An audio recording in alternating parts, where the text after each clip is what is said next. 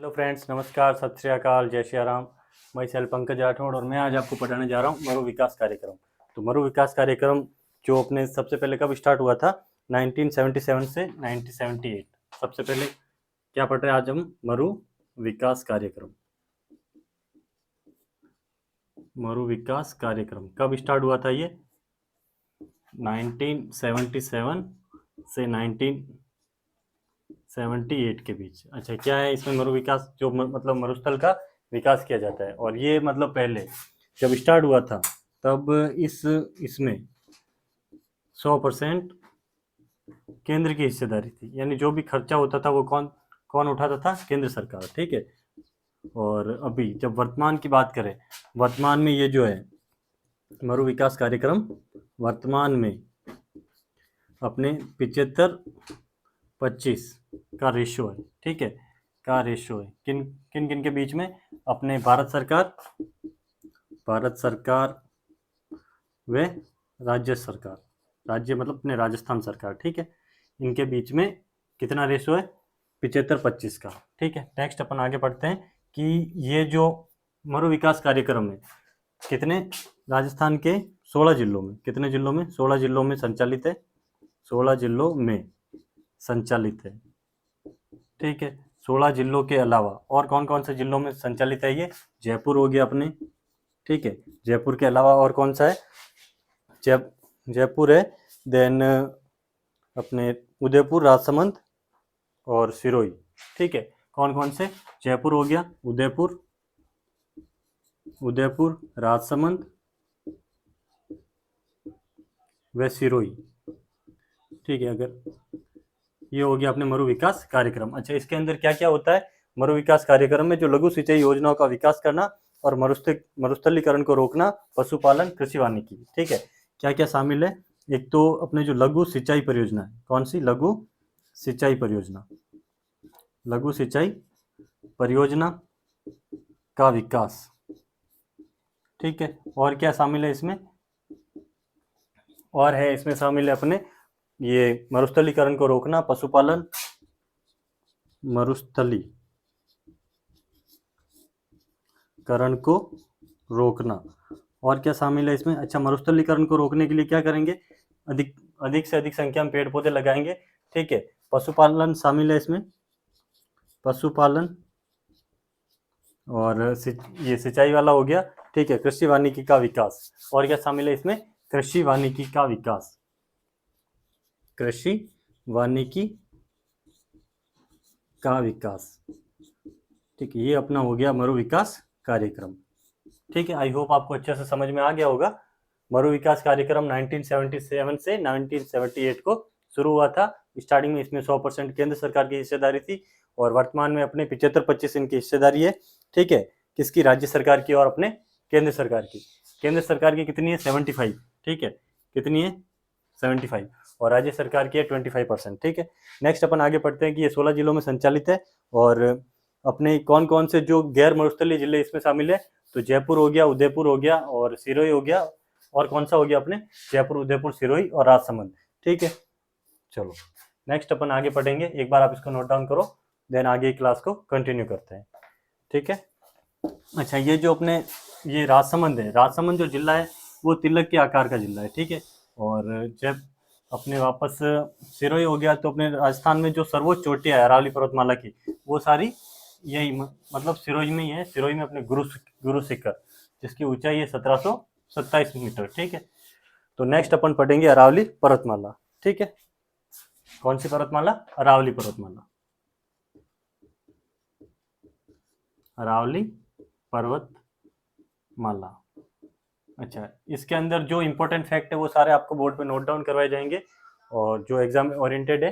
ठीक है, तो अरावली पर्वतमाला विश्व की प्राचीनतम एवं वलित अवशिष्ट पर्वतमाला है। ठीक है, जो अरावली पर्वत है,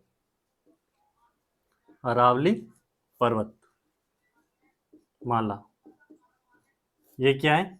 विश्व की प्राचीनतम, यानी सबसे प्राचीन है ना, विश्व की प्राचीनतम। वह कैसी है? अवशिष्ट। अवशिष्ट मतलब क्या है कि इसका क्षरण हो रहा है कंटिन्यू, है ना। अवशिष्ट, अवशिष्ट पर्वतमाला है। ठीक है, पर्वतमाला है और कैसी है, वलित है। कैसी है, वलित। वलित मतलब मोड़दार, ठीक है। नेक्स्ट अपन पढ़ते हैं कि ये अपने, अच्छा इसके बारे में A.M. हेरोन थे जिन्होंने 1923 में अरावली की भूगर्भिक संरचना का अध्ययन किया था। तो कौन, किसने अध्ययन किया था, A.M. हेरोन। A.M. हेरोन।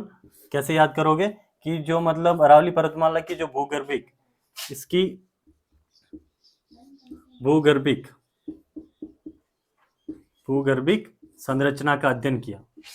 संरचना का अध्ययन कब किया था, 1923 में। कब किया था, 1923 के अंदर, ठीक है। अच्छा कैसे याद कैसे रखोगे कि जो अरावली पर्वतमाला कैसी अवशिष्ट पर्वतमाला है, और इसका जब अध्ययन किया था तो उसने जब देखा था अंदर तो वो क्या, हैरान हो गया था, ठीक है। अपने नॉर्मली हैरान मतलब आश्चर्यचकित। तो A.M. हेरोन ने कब अध्ययन किया था, 1923 के अंदर। नेक्स्ट अपन आगे पढ़ते हैं कि इसकी उत्पत्ति प्री कैम्ब्रियन कल्प युग में 65 करोड़ वर्ष पहले हुई थी, ठीक है। तो इसकी जो उत्पत्ति है, क्या है, उत्पत्ति। उत्पत्ति कब हुई थी, प्री कैम्ब्रियन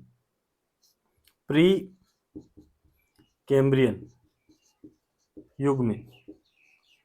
मतलब कब से कब तक है ये, जैसे युग, तो आज से मतलब 65 करोड़ वर्ष पूर्व अपने अरावली पर्वतमाला की उत्पत्ति हुई थी। नेक्स्ट अपन आगे पढ़ते हैं कि भूगर्भिक पट्टी दृष्टि से अरावली पर्वत श्रेणी मुख्यतः अरावली सुपर और दहली महासमूह की चट्टानों से निर्मित है, ठीक है। तो किससे बनी है ये, एक तो अरावली सुपर समूह और दहली महासमूह। निर्मित किससे है, अरावली महासमूह और दहली महासमूह, ठीक है। मतलब ये जो चट्टाने हैं ये किसकी बनी हुई है, क्वार्टज। कौन सी है ये, अपने दिल्ली क्वार्टजाइट है ना। किसकी बनी है, दिल्ली क्वार्टजाइट प्रकार की चट्टाने हैं, ठीक है। ये मतलब क्वार्टजाइट तो अपने ये धातु मतलब ये हो गया सब, और दिल्ली में ऐसी चट्टाने पाई जाती है। नेक्स्ट अपन आगे पढ़ते हैं कि अरावली का उत्तरी और मध्यवर्ती भाग क्वार्टजाइट चट्टानों में से तथा दक्षिणी भाग ग्रेनाइट चट्टानों से बना है। अच्छा इसका जो ये जो भाग है क्वार्टजाइट, ये तो है उत्तरी भाग है ना। कौन सा है, उत्तरी भाग। और जो अरावली का दक्षिणी भाग है, अरावली का दक्षिणी भाग कौन से चट्टानों से बना है, दक्षिणी भाग ग्रेनाइट चट्टानों से बना है। किससे बना है, ग्रेनाइट चट्टानों से, ठीक है। नेक्स्ट अपन आगे पढ़ते हैं कि ये दहली महासमूह में अजबगढ़ समूह, अलवर समूह और रायलो समूह की चट्टानें। अच्छा ये जो दहली समूह है इसमें कौन कौन सी चट्टानें, अजबगढ़ वह कौन सी है, रायलो समूह। और कौन सी है, रायलो समूह हो गई। देन अपने हो गया अलवर समूह, यानी अलवर में ये इस प्रकार की चट्टानें पाई जाती है अरावली के अंदर, ठीक है, अलवर समूह। नेक्स्ट अपन आगे पढ़ेंगे कि अरावली पर्वतमाला का उद्गम अरावली सागर के मिनिकॉय द्वीप से माना जाता है।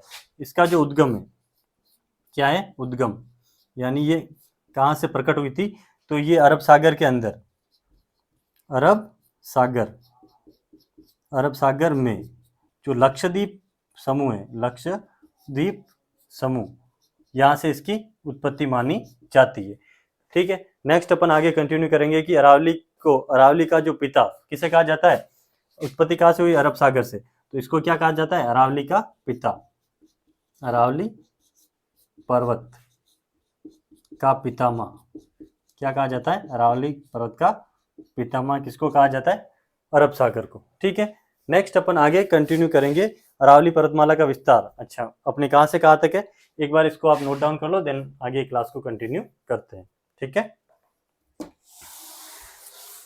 आई होप आपको अच्छे से समझ में आ रहा होगा कि अरावली का जो उत्तरी भाग है वो क्वार्टजाइट चट्टानों से बना है, और दक्षिणी भाग कौन सी चट्टानों से बना है, ग्रेनाइट चट्टानों से, ठीक है। और विश्व की प्राचीनतम अवशिष्ट एवं वलित पर्वतमाला है। नेक्स्ट अपन आगे पढ़ते हैं कि राजस्थान में अरावली का विस्तार। अच्छा इसकी जो टोटल लंबाई है, अरावली की जो टोटल लंबाई है वो कितनी है, 692 किलोमीटर। कितनी है, 692 किलोमीटर, ठीक है। और अपने राजस्थान में कितनी है इसकी लंबाई, राजस्थान में है 550 किलोमीटर, ठीक है। कितनी है, 550 किलोमीटर। ओके, तो राजस्थान में अरावली का विस्तार खेड़ ब्रह्मा गुजरात से खेतड़ी झुंझुनू तक, कहाँ से कहाँ तक है? खेड़ ब्रह्मा, खेड़ ब्रह्मा कहाँ से आता है? अपने गुजरात की सीमा पर, ठीक है, राजस्थान और गुजरात की सीमा पर। खेड़ ब्रह्मा गुजरात से कहाँ से कहाँ तक है? खेड़ ब्रह्मा गुजरात से खेतड़ी, खेतड़ी कहाँ पे? अपने झुंझुनू, जहाँ पे अपने विश्व प्रसिद्ध तांबे की खदानें भी है, ठीक है, और तांबे के लिए फेमस है। खेतड़ी झुंझुनू तक विस्तृत, लंबाई इसकी वैसे बता दी आपको कितनी है, 550 किलोमीटर, ठीक है। नेक्स्ट अपन आगे कंटिन्यू करेंगे कि अच्छा ये जो राजस्थान में इसका जो अरावली का कितना परसेंट है? 79 पॉइंट कितना है? 48%। अगर आपसे पूछ लिया जाए कि जो राजस्थान में इसकी लंबाई तो नॉर्मल है, सबको पता होगी कि 550 किलोमीटर, पर जो टोटल अरावली है उसका कितना परसेंट अपने राजस्थान में पाया जाता है? तो 79.48%, ठीक है। अच्छा, राजस्थान में अरावली की दिशा दक्षिण पश्चिम से उत्तर पूर्व है। ये एग्जाम में पूछा जाता है कि जो अरावली की दिशा है, क्या है अरावली की दिशा? अरावली की दिशा यानी किधर से किधर ये विस्तृत है। तो अपने ये अरावली किधर विस्तृत है? ये दक्षिण पश्चिम से लेके उत्तर पूर्व, दक्षिण पश्चिम से उत्तर पूर्व की ओर विस्तृत है, ठीक है। ये अपन ने बना लिया। तो दक्षिण ये इधर हो गया, दक्षिण पश्चिम यानी इधर से ये इधर इस तरफ, ठीक है। अरावली ऐसे विस्तृत है। नेक्स्ट अपन आगे बढ़ते हैं कि अरावली की स्थिति है जो 23, चलो ठीक है, 23 डिग्री 20 मिनट उत्तरी अक्षांश से 28 डिग्री 20 मिनट, और अक्षांश ये देशांतरीय स्थिति है 72 डिग्री 10 मिनट पूर्वी देशांतर से 77 डिग्री 50 मिनट पूर्वी देशांतर। अच्छा, जो अरावली की औसत ऊंचाई है, एग्जाम में पूछा जा सकता है कि इसकी जो औसत ऊंचाई है, औसत ऊंचाई कितनी है? 930 मीटर, ठीक है।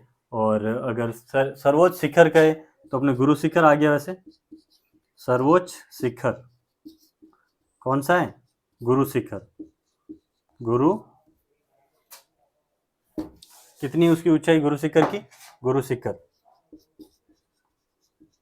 वैसे तो है 1722 मीटर, ठीक है, पर यहाँ पे क्या एक ऋषि है, ऋषि थे गुरु दत्तात्रेय, गुरु दत्तात्रेय, ठीक है। इनका 5 मीटर का मंदिर भी है, ठीक है। क्या है? मंदिर। तो टोटल ऊंचाई अगर पूछी जाए अपने तो कितनी होती है? 1727। तो दोनों ही राइट है, ठीक है। नेक्स्ट अपन आगे पढ़ते हैं कि अच्छा औसत ऊंचाई होगी 930 मीटर। राजस्थान में अरावली पर्वतमाला का विस्तार उदयपुर, सिरोही, सलूम्बर, राजसमंद, ब्यावरपाली, चित्तौड़, डूंगरपुर, अजमेर, डीडवाना, कुचामन, पूर्वी सीकर, मतलब काफी जिलों में पाया जाता है, ठीक है। उत्तर पूर्व से दक्षिण पश्चिम की ओर अरावली की औसत ऊंचाई एवं चौड़ाई में लगातार वृद्धि होती है। उत्तर पूर्व से दक्षिण पश्चिम की ओर, ठीक है। उत्तर पूर्व से किधर? दक्षिण उत्तर पूर्व से किधर है ये? दक्षिण पश्चिम की ओर अरावली की जो औसत ऊंचाई और चौड़ाई, दक्षिण पश्चिम की ओर जो अरावली है की औसत ऊंचाई, औसत ऊंचाई अगर आपसे पूछ लिया जाए कि ये जो दिशा है ना अरावली की, ऐसे है, तो इस तरफ से इस तरफ जाने पे क्या इसकी एक तो ऊंचाई भी बढ़ती है और चौड़ाई भी बढ़ती है। ऊंचाई व चौड़ाई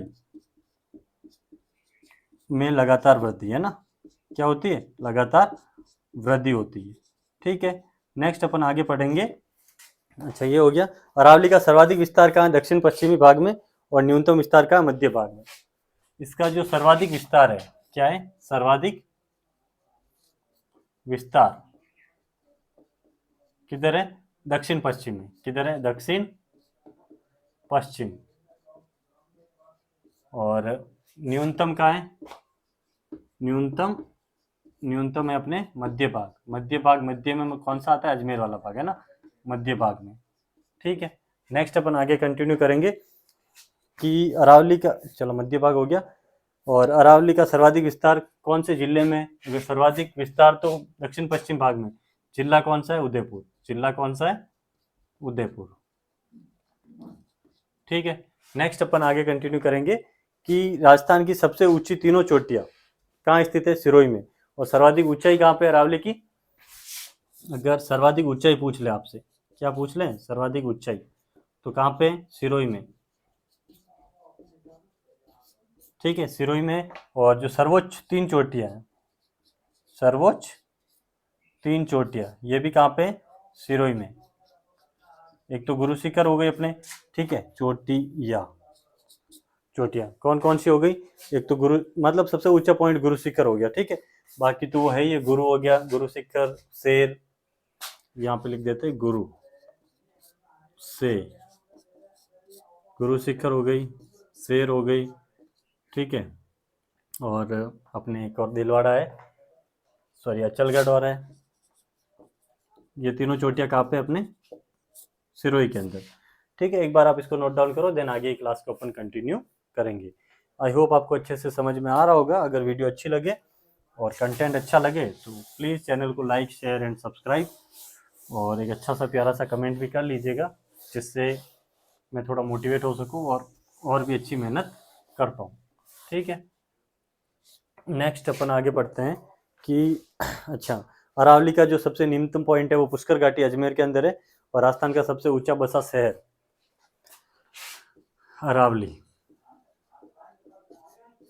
इसका जो सबसे निम्नतम, सबसे नीचा पॉइंट है ना, सबसे निम्नतम, निम्नतम पॉइंट कहाँ पे है? पुष्कर घाटी। कहाँ पे ये पुष्कर घाटी? अजमेर के अंदर। ठीक है, नेक्स्ट अपन आगे पढ़ते हैं कि अच्छा, सबसे ऊंचे बसे शहर माउंट आबू और प्रतापगढ़ हो गया, और राजस्थान का दूसरा सबसे ऊंचा बसा शहर कौन सा है? प्रतापगढ़। सबसे ऊंचा बसा शहर कौन सा है? माउंट आबू। कहाँ पे? ये सिरोही के अंदर।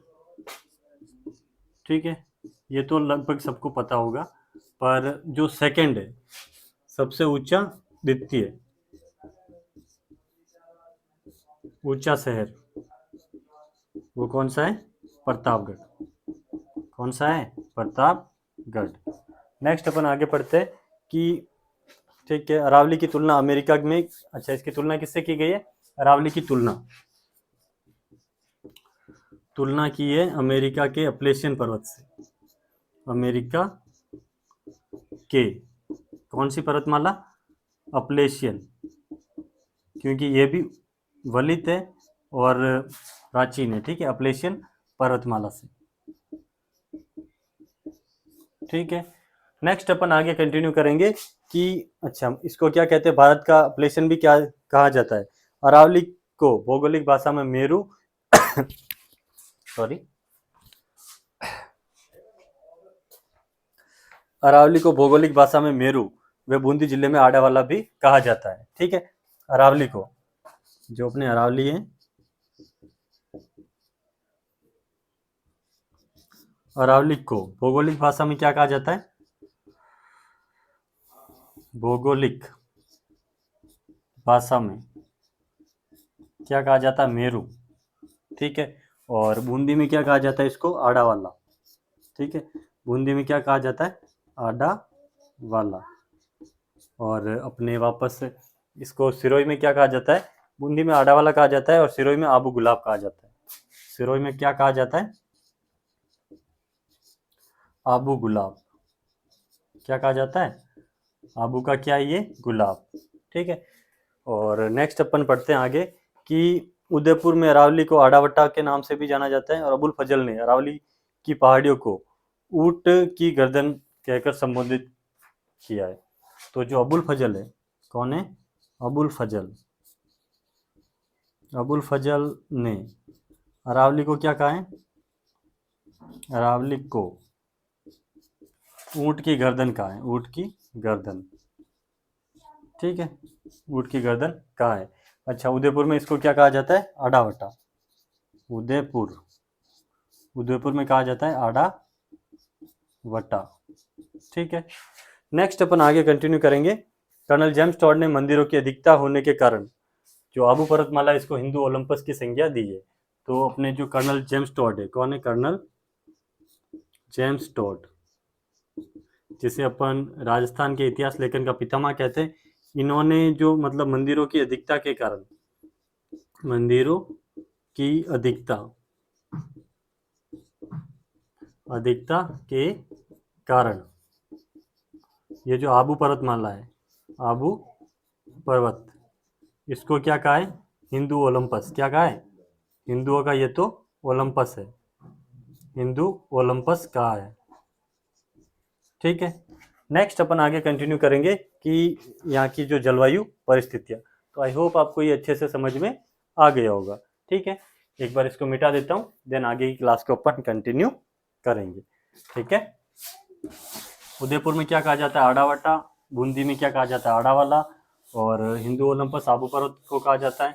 ठीक है, और इसकी हमें ये जो अरावली पर्वतमाला है, इसकी तुलना किससे की गई? अमेरिका के अपलेशियन पर्वतमाला से। ठीक है, अच्छा, अरावली में जो मतलब भूरी मिट्टी का प्रसार है, भूरी, लाल व कंकरीली। मिट्टी किस प्रकार की पाई जाती है यहाँ पे? मिट्टी है भूरी, लाल व कंकरीली। ठीक है, इस प्रकार की तो यहाँ पे मिट्टी पाई जाती है। नेक्स्ट अपन आगे बढ़ते हैं कि जो प्रमुख फसल है, मक्का ज्वार है। फसल हो गई यहाँ की कौन सी? मक्का व ज्वार। ठीक है, नेक्स्ट पढ़ते हैं कि अरावली के दोनों ओर कौन सी मिट्टी का प्रसार है? भूरी मिट्टी का।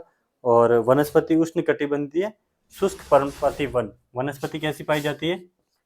उष्ण कटिबंधीय शुष्क पर्णपाती वन।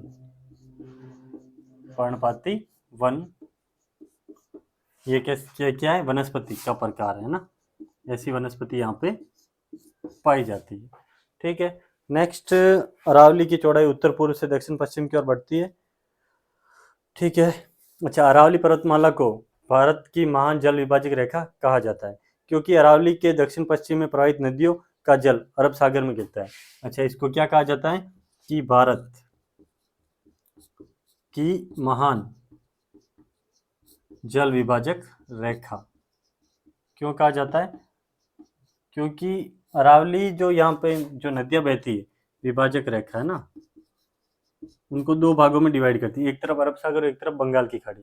ठीक है, तो अरावली के पूर्व व दक्षिण पूर्व की नदियाँ, अरावली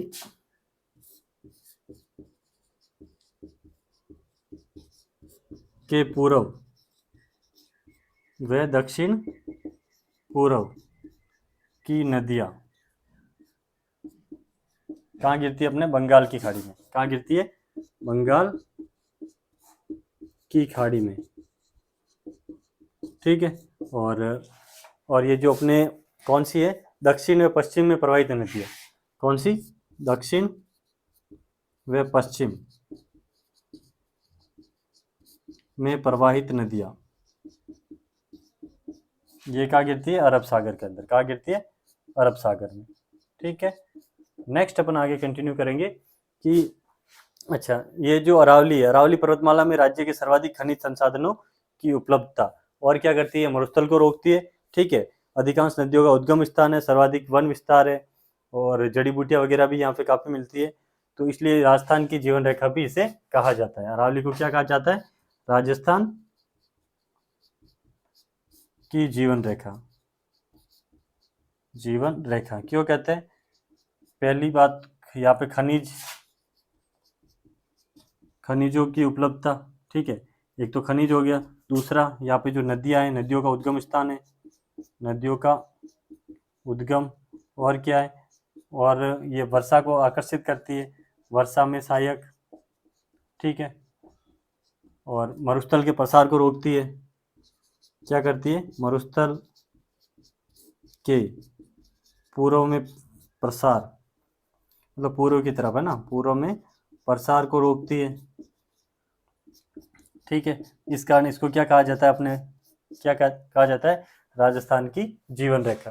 ठीक है, नेक्स्ट अपन पढ़ते हैं कि राजस्थान में सर्वाधिक अभ्यारण्यों वाला भौतिक प्रदेश है। अच्छा, आदिवासी जनजातियों का अपना आश्रय स्थल है। और अरावली के समानांतर चलने वाला राष्ट्रीय राजमार्ग NH8, ठीक है। जो अरावली है, अरावली के समानांतर, जो समानांतर है, कौन सा नेशनल हाईवे चलता है? NH8, जिसका वर्तमान नाम क्या हो गया अपने? NH8 का 48, ठीक है। वर्तमान नाम अगर आपसे पूछ लिया जाए कि NH8 का वर्तमान नाम 48, जो अपने अरावली पर्वतमाला के समानांतर चलता है, ठीक है। नेक्स्ट अपन एक बार आप इसको नोट डाउन कर लीजिएगा, देन आगे की क्लास को कंटिन्यू करते हैं, ठीक है। ये तो हो गया अपने अरावली का नॉर्मल परिचय, है ना, ठीक है। और एक बेसिक जानकारी हो गई। अब अरावली को कितने भागों में बांटा गया? 3 भागों में। अरावली को कितने भागों में बांटा गया? 3। कौन कौन से?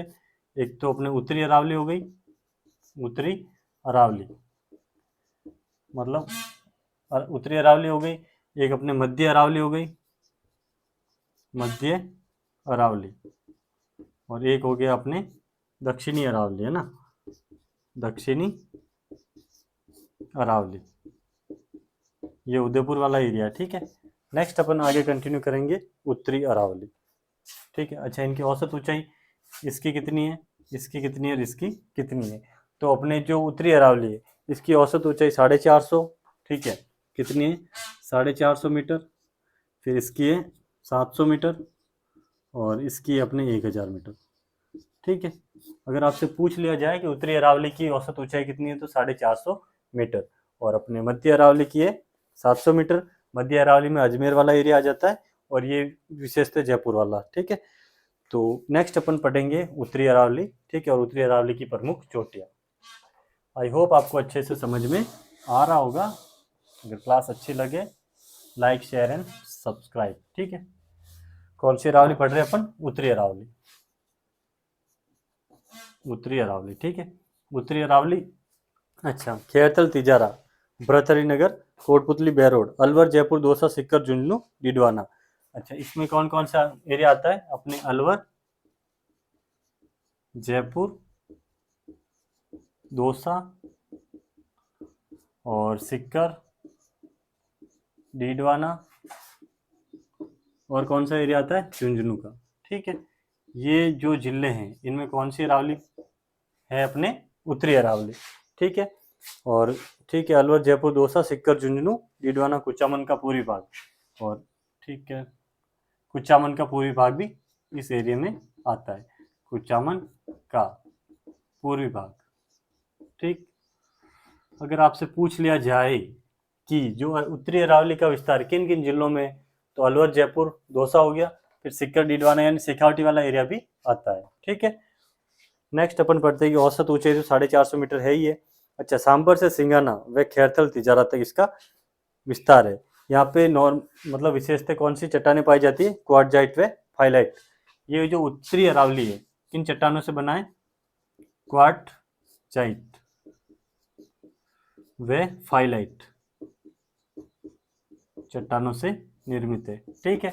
और नेक्स्ट अपन आगे पढ़ते हैं कि जो इस क्षेत्र में शेखावटी की पहाड़ियाँ, तोरावटी की पहाड़ियाँ और जयपुर की पहाड़ियाँ व अलवर की पहाड़ियाँ आती है।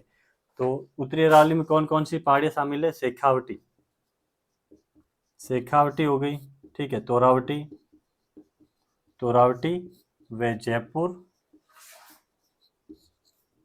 जयपुर व अलवर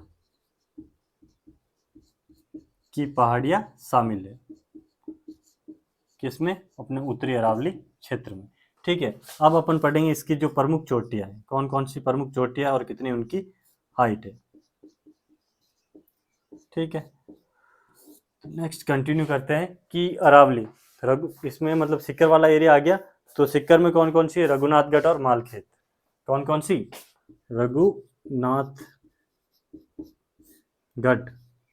वह कौन सी है? मालखेत, ठीक है।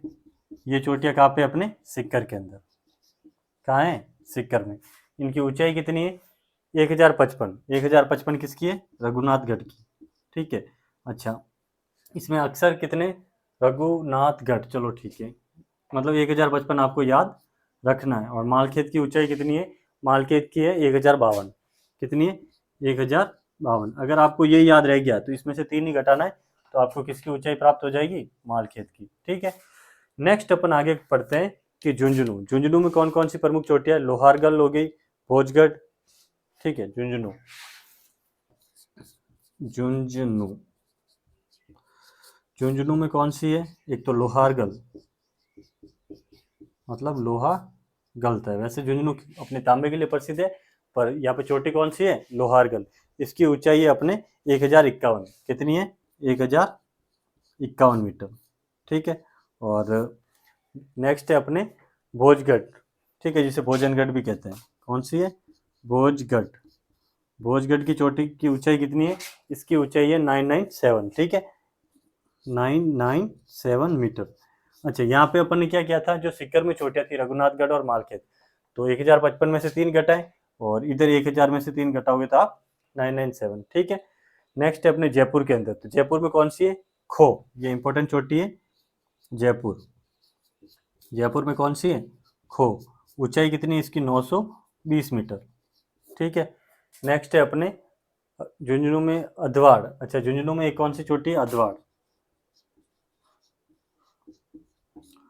ठीक है, और जो इंपॉर्टेंट चोटियां है केवल वही नोट डाउन करवा देते हैं आपको। जो अपने भैरोच नाम की चोटी है, ये कहाँ पे, अलवर में। कहाँ पे, भैरोच। भैरोच है अलवर में। कितनी है इसकी ऊंचाई, भैरोच की ऊंचाई है अपने 792 मीटर। कितनी है, 792 मीटर। नेक्स्ट है बाबाई हो गई। बाबाई जयपुर में है, बाबाई और बरवाड़ा। कौन सी, बाबाई और बरवाड़ा। बाबाई व बरवाड़ा दोनों कहाँ पे, जयपुर में। ठीक है, तो बाबाई की ऊंचाई कितनी है, बाबाई की ऊंचाई है 792 इसकी भी। ठीक है, यानी भैरोज और ये बाबाई, इसकी भी कितनी है, 792 मीटर। ठीक है, और अपने ये कौन सी है, बरवाड़ा। बरवाड़ा की ऊंचाई भी कितनी है, 786 मीटर। कितनी है, 786 मीटर। ठीक है, तो आप ये याद रख लोगे कि बाबाई और भैरोज की ऊंचाई समान है।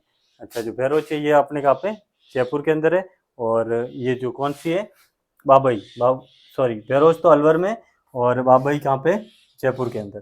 ठीक है, नेक्स्ट अपन आगे कंटिन्यू करेंगे कि बिलाली, कोटपुतली बहरोड में, और बैराट मनोरपुरा।